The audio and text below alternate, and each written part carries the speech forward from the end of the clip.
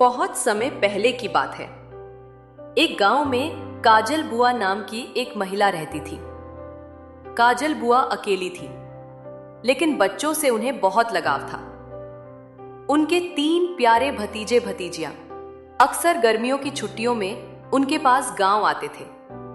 तीनों के नाम थे बिट्टू, सबसे बड़ा, थोड़ा शरारती लेकिन दिल का साफ; अनन्या, समझदार, शांत और बहुत मददगार; नित्या, सबसे छोटी, नटखट और हर बात में सवाल करने वाली। गांव में तीनों बच्चे हर दिन कुछ नया करते। कभी खेतों में दौड़ते, कभी तालाब में कूदते।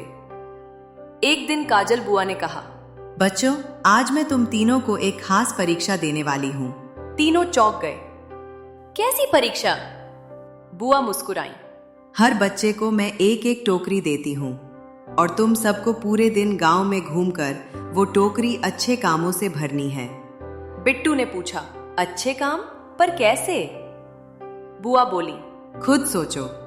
जो दिन के अंत में सबसे अच्छी टोकरी लेकर आएगा उसे खास इनाम मिलेगा। बिट्टू तेजी से निकल पड़ा। उसने सोचा, सबसे ज्यादा सामान टोकरी में भर दूंगा, आम, अमरूद, फूल, और जीत जाऊंगा। पर उसने किसी से पूछा नहीं, किसी की मदद नहीं की। अनन्या ने रास्ते में एक बूढ़ी दादी को देखा जिनकी लकड़ी गिर गई थी।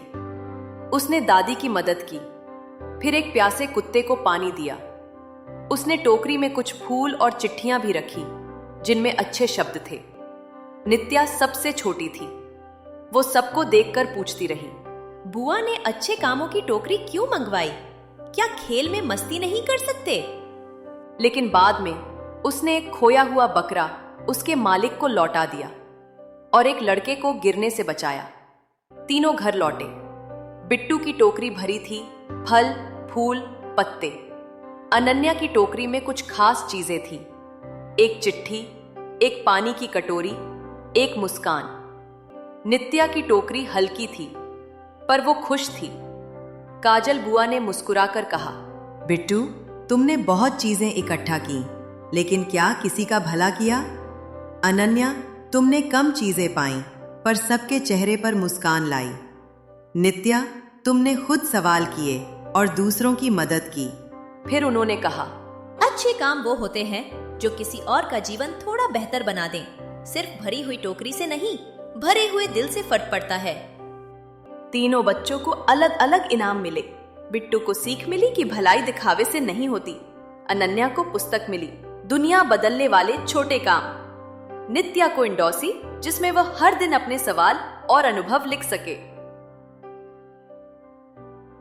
अच्छे काम दिखावे के लिए नहीं, दिल से किए जाते हैं। हर उम्र में हम किसी न किसी की मदद कर सकते हैं, बस नियत होनी चाहिए।